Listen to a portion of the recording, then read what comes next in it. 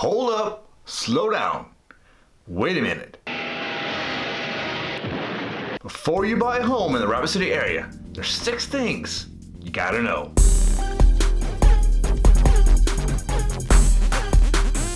Hey everybody, I'm Tristan Emond with Mindful Living Realty, a realtor right here in Rapid City, South Dakota. Welcome back to my YouTube channel where I talk everything about moving to Rapid City and the wonderful things about Rapid City and the Black Hills. Today we're going to talk about a few things that you need to know before buying a home in the state of South Dakota. State laws, federal laws, things you need to know and understand before you sign that dotted line. Number 1, and really the heart of all of this, is don't assume. Real estate varies by rules and regulations state by state by state. So don't assume that the way your home is sold or your home was bought in the state that you're in is the same in South Dakota. For example, here in South Dakota, what's called dual agency is allowed. That's when I as a real estate agent can represent both a buyer and a seller. In some states, that's not allowed. But that doesn't mean that it's a bad thing here in the state of South Dakota. It is still legal at this moment. The other thing to consider is like real estate taxes. Here in South Dakota, real estate taxes are paid in arrears. So when you're paying taxes in 2021, you're actually paying the taxes of 2020 that were assessed in the fall of 2019. Always ask questions. Ask again, verify, ask questions. Make sure that you understand, that you know the procedure, that you know the processes, that you know that everything's in place, so that you don't get yourself in trouble by signing something and then realizing, oh wait, maybe I don't want to do that. Number 2, get pre-approved. Don't assume that, yep, no problem, I've got great this, I've got great credit, my income's off the wall, no big deal, I'll have no problems. Make sure you make the contact with a lender. I've got local lenders I love to work with that will help you through the process to make sure that all of the boxes are checked. I hate for you to find the property that you love only to realize, oh wait, we've got a 5-day process to get really pre-approved here because there are some hiccups along the way that you didn't realize were an issue. Make sure you get pre-approved first. And then once we're pre-approved, have the right attitude. In the present market of spring 2021, things are nuts. Things are a bit crazy. You might be putting offers on a number of different properties before you actually get one accepted. Come with the right attitude. Be persistent, be patient, and be ready to hit the ground running. Number 3, we can't tell you everything.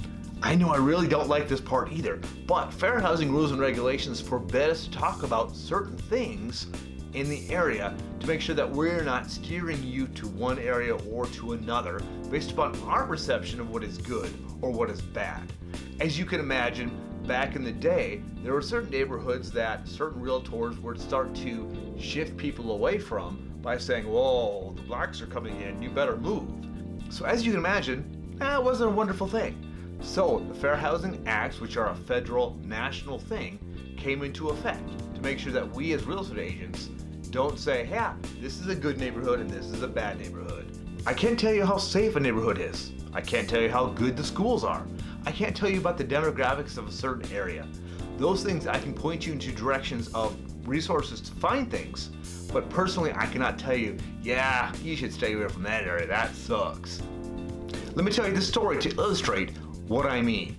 I had a buyer in my car a few years ago and we were driving through a part of town that not everybody appreciates or feels like it's the best part of town. And as we were driving around, he was like, this is no big deal, I have no problem with this. I'm from inner city New York, so this is no big deal whatsoever.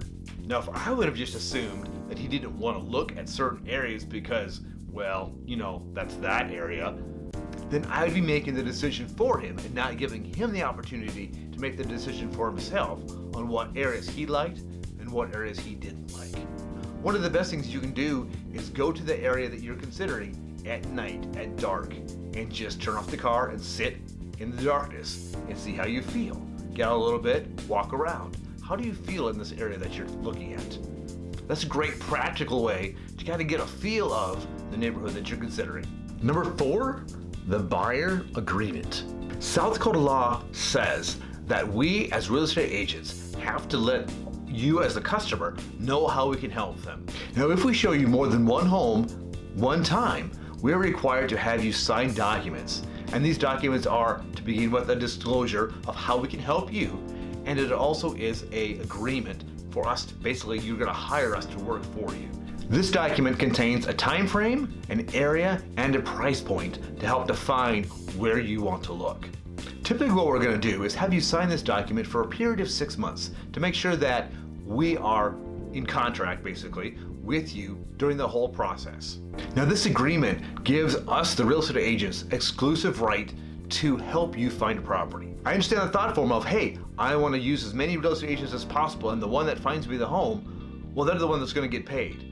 And I understand that from that perspective. But from a business standpoint, I can't be spending my time with you for 30 days only to find out that the one time you went with somebody else, they found you that property. Now, there are options we can deal with in this agreement. For instance, we can make the agreement for 1 day. So any home that I show you that 1 day are the properties that I get paid for if you purchase them. And then that works because the document then covers me for those homes that we looked at that day. So if you come to town, you start driving around, you see a few homes you want to look at, and you just go ahead and call the listing agent right away, and they show you those properties, and then they slide some documents at you and ask you to sign them, you could be signing an exclusive buyer agency to work with them, which is fantastic. There are many great real estate agents here in Rapid City. But if your plan was to later meet up with me and have me show you homes, I can't do anything for you because you've signed buyer agency with another agent. I can't step on their toes because you've already got that agreement signed with them. And if you wanted out of that agreement, you'd have to go back to them and say, hey, can I get out of this agreement? I want to work with Tristan. In which case they may say yes, they may say no. I had one scenario where I ended up paying a referral fee to release that buyer so that I could work for them. So be aware, when you're ready to buy a property here in Rapid City, you'll need to sign a buyer agency agreement with me or another realtor for us to legally show you and work with you. Number 5, it's time to talk about earnest money. All right, we've got pre-approved. You've got your pre-approval letter in hand. We've got our buyer agency signed and we've gone out to look at properties. We've got the right attitude. We're not talking about things we're not supposed to. And we find the property and it's time to write an offer on that property. One of the first things I'm going to ask you about is how much do you want to present to the seller on it for earnest money? Now, earnest money doesn't have to be any percentage. It can be $500, it can be $5,000. It's up to you to decide how much money you want to present. Now, this earnest money is basically your way of saying this is how serious I am about the property. So if you put in $100, that's pretty easy to get back or lose. Nobody really cares. But if it was $5,000, well, that's a little more of a heavier pill to swallow if you end up canceling the contract and not being able to get it back. In South Dakota, this is how earnest money works. It is presented at the time of acceptance, and it is then cashed in the trust account of the title company or the listing agency. Then we go through the process of closing the property. If you want to cancel the purchase agreement based on something that we built into the offer, such as a home inspection contingency, a home insurance contingency, or a financing contingency, you have your right to get that earnest money back. If, however, you decide, today is Friday and I don't want to buy a house anymore, the seller has every right to keep that earnest money because you broke the contract. Now, before that earnest money can be released, either buyer or seller, both buyer and seller have to sign off on it. So if there are disagreements between the buyer and the seller about who should keep the earnest money and who shouldn't keep the earnest money, sometimes that money can be in limbo for a little bit of time. The bottom line here is to make sure that you present enough earnest money to make sure the seller knows that you're serious about the offer, but not so much earnest money if that something actually happens and you need to back out.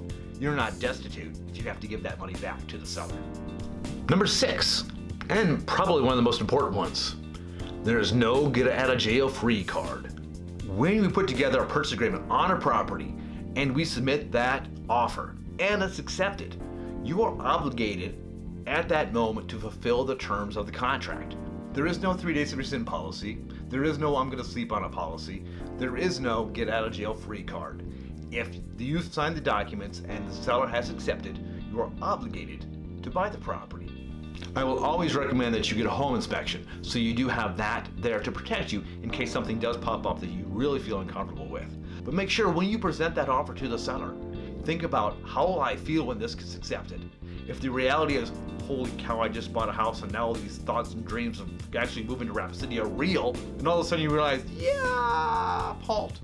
Yes, if you get cold feet, we can certainly cancel the purchase agreement and ask for your earnest money back. But unless you've decided to cancel based upon a contingency built into the offer, as I mentioned before, they can keep your earnest money. So make sure when you present an offer, you know that's what you want, you know you can move forward, and you're ready to buy the property.